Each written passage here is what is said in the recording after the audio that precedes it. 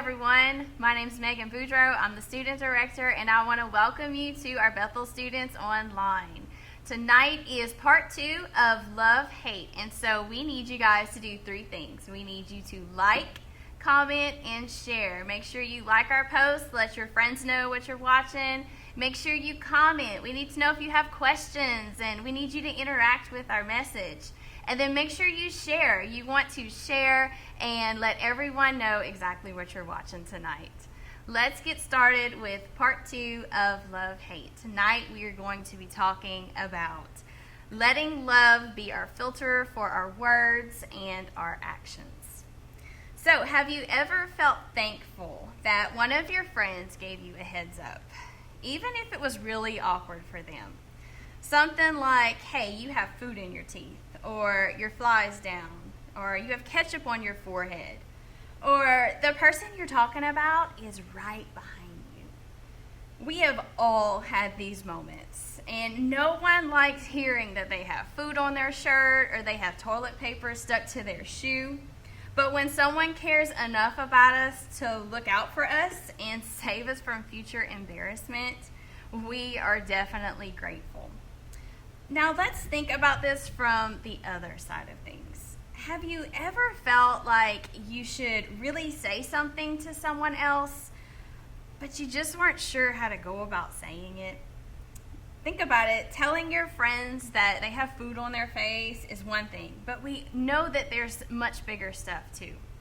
There are things like talking to a friend about a relationship that you don't think is really good for them, or confronting someone about a decision that they're making lately that just is not great, or speaking up about something that you know is going to get the other person in trouble. Speaking up in situations like this can be so difficult. Like if your brother or your sister start hanging out with people who convince them to do things that just aren't right, what are you supposed to say? Or if your best friend is making decisions that their parents would not be okay with, is it really your place to say something about it? So we usually just avoid these conversations altogether. We just don't want to have them. Why do we do that? Maybe we don't want to ruin our friendship, or we don't want them to get mad at us.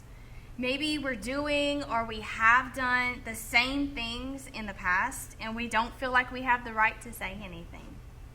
Maybe we don't think the other person is even going to listen to us. Maybe we just don't know what to say or even how to say it. For some of you, the situation is completely opposite. You have no problem telling people exactly how you see it. You're not shy about speaking up at all. The problem with this, though, is that you may not always be speaking up in a way that will cause people to want to listen. If you've ever wrestled with any of this stuff, the good news is you are not alone. We have all been there. We all know what it feels like to know that we need to say something, yet find ourselves unsure of what to say or even how to say it. What if we could learn an approach to these difficult conversations? What if there was a way to be helpful and kind when we choose to speak up? What if there was a way to have these difficult conversations that end up bringing about something good? Here is the thing.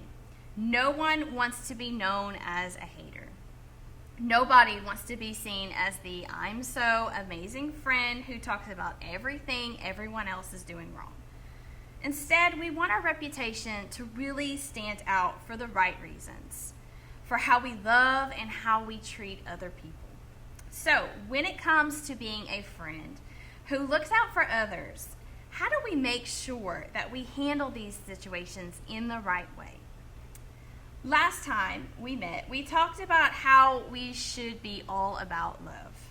No matter how tough we want to appear or how trendy hating on others is, we all know that it's better to be known for loving others. But if love is our goal, then how are we supposed to handle it when someone is doing something bad or dangerous or just plain dumb? Maybe we should just avoid them. This seems to be the way that we're supposed to behave in our society. We're all just supposed to be okay with everyone's decisions because it's their life, and who are we to even judge? I think deep down, though, we all know that this isn't always the case, especially when it comes to the people who are closest to us. What do we do then? And so Paul actually talked about this very thing in a letter to a church in a region called Galatia, which is where modern-day Turkey is. Paul gives insight on this very topic. And in Galatians 6:1, he says, "Dear brothers and sisters, if another believer is overcome by sin, you who are godly should gently and humbly help that person back onto the right path. And be careful not to fall into the same temptations yourself." So in other words, Paul is saying that you and I should actually go further than just saying something in a conversation. We should actually help someone get back to the best place that they can be. We need to get them back on track to what God says is best. Now, there's a lot that Paul isn't saying here. He isn't saying that you are personally responsible for making sure that your friends make all the wise choices. And he isn't saying that you should put yourself in a position that sets you up for failure when it comes to trying to help your friends out. Wisdom in these conversations and in these situations is so important. The point is, according to Paul, that with humility and with gentleness, you and I can help people who are struggling and making poor decisions. We can help them get back on the right path. And so Paul continues in Galatians 6:2. He says, "Share each other's burdens, and in this way you obey the law of Christ." So how do we help our friends and our family get back on track? We carry each other's burdens. Think about it this way. In the world of fitness training, there's a person known as a spotter.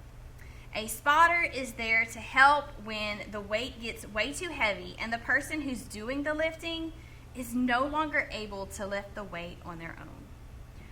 When that happens, the spotter comes in and he carries the weight too. So the spotter carries the burden of the barbell along with the person who is doing the lifting. That is the picture of what we are supposed to be doing to help people get back on the right path. Paul cared very deeply about the people of Galatia, which is why he wrote what he did. He knew that the most loving thing to do isn't always the easiest, but we owe it to each other to speak up. Because the truth is, we need each other, not just to the point where others may have gotten off track, but to come alongside them and help them carry the burden of getting back to the place that they should be. In other words, Jesus' followers, they do more than just speak up, and they do more than just point out what's wrong. We must make ourselves available to be spotters in the lives of others, to help make right where things have just gone wrong. We don't just point fingers. We need to come in and share the burdens. Again, some of us are just not afraid to speak up. They don't care what people think. And for those of us who feel that way, Paul snuck in 2 words that would be very helpful to keep in mind when it comes to having these very difficult conversations. He said we should be gentle and we should be humble, meaning that what we say is just as important as how we say it. He said the loving act is not to sound judgmental or arrogant or self-righteous. Being kind and helpful and encouraging shows people that we want to help them out of love. Hard conversations are not easy, but avoiding a hard conversation is not loving either. And enjoying a hard conversation by making people look bad and feeling terrible from what they've done isn't loving either. In fact, the conversation isn't really the point. The point is learning to ask this very question: am I showing love in how I'm treating this person? Love pushes us to talk about some very difficult things. And love also pushes us to talk about difficult things in a very kind and a compassionate way. Because that's what love does. It shares the burden by caring about the person who is carrying it. it, and it's not about ourselves. So what is this supposed to look like? How can you and I begin to put this into practice this week? Some of you may be thinking about a friend right now that you need to have a conversation with. They may even be a family member that is sitting right next to you right now. What do? Well, if you're going to choose to be known for love, then when it comes to what you say and how you help others, I want you to remember this. Let love be your filter. You already know how filters work. Choose a filter on Snapchat or Instagram, and no matter where you look, it changes what you see. The same is so true for choosing a filter of love. No matter where you look, no matter who is in your camera, you see them differently. You won't be known for love if the way you handle hard conversations and treat others is not in a loving way. So when it comes to helping friends who are headed in a very unhealthy direction, you can become known for love by filtering your words and your actions through love. When we help someone make a different choice than they have been making, when we do it even if it makes us feel completely awkward, we encourage someone else to change his or her behavior, we need to do it in a very loving way, not a judgmental way. When we see someone take a step in the right direction, we should encourage and we should come alongside them and celebrate. Why? Because we love them, and that's what love does. So what exactly should a filter of love be applied to? And so I'm going to give you a few ideas. So the first one, you want to let love be your filter for your involvement. When you're just not sure if you should get involved in a friend situation, you need to ask yourself, what is the most loving thing that I can do? Use this question as a filter for your next step. This provides a gut check for your motives, and it reminds you that they should be rooted in love. If the loving thing to do is to get involved, and this can be very tricky to figure out, so it is okay to reach out to your small group leader or a parent or a trusted adult to help you out. Once you are so sure that getting involved is the most loving thing to do, then the next step is to let love be the filter for your words. Ask yourself, how would I want someone to speak to me? Or what would I want him or her to say? When you filter your words through love, you will stop and make sure that you're not throwing shade. This isn't about making you look right and them look wrong. Instead, you'll be letting them know that you are there to help carry the burden with them. Your words can spark hope or they can cast judgment. If you filter them through love, they will be words that can help get someone else's life back on track. Once you have a filter for your words in place, then it's time to take the next step. Let love be the filter for your actions and your reactions. If we have friends that are having a hard time keeping their lives headed in the right direction, chances are they don't just need our words, they need our help. And so you have to choose to filter your actions through love. Just like you do your words, ask yourself, how would I want someone to live out their love if I were in their situation? Would you want them to keep their phone close in case you got into a tempting situation? Would you want them to pick you up or call for a ride if you wound up at an unhealthy party? Would you want them to tell an adult or a professional because the help that I need just goes beyond them?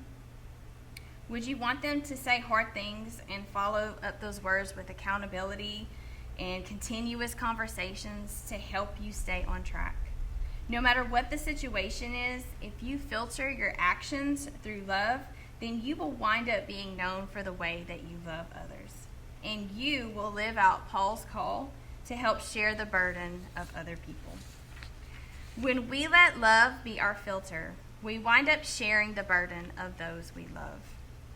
Imagine how our schools and our friendships and even our families would be different if there were more people filtering their involvement in their words and their actions through love. We would say hard things to one another, not out of judgment or hate, but out of love. We would help keep each other from regrets and mistakes and unnecessary heartbreaks or negative consequences. And who knows, a filter of love might just change the direction of someone else's life for the better forever. Let's be people who let love be our filter so that we can help those we love stay headed in the best direction in their lives. Let's pray. Heavenly Father, Lord, I just thank you for tonight. I thank you for the word that you gave us. Lord, I just ask if anyone watching has a difficult conversation or they're witnessing a difficult situation and they need to come in and help carry the burden with their friends or their family members. Lord, I just ask that you would just give them boldness in you. Lord, that the Holy Spirit that lives inside of them would give them the words to speak. Lord, and that they would know how to handle this situation out of love, out of comfort, Lord, and not out of judgment. Father, let our words be love, let our actions be all about love, and let love be what we are all about. Father, I ask for your hand of protection over everyone watching and over their families, Lord. I thank you for each one of them, Lord, who just want more of you and are just digging deeper into your word, Father. I just ask a special blessing over them. In your name I pray. Amen.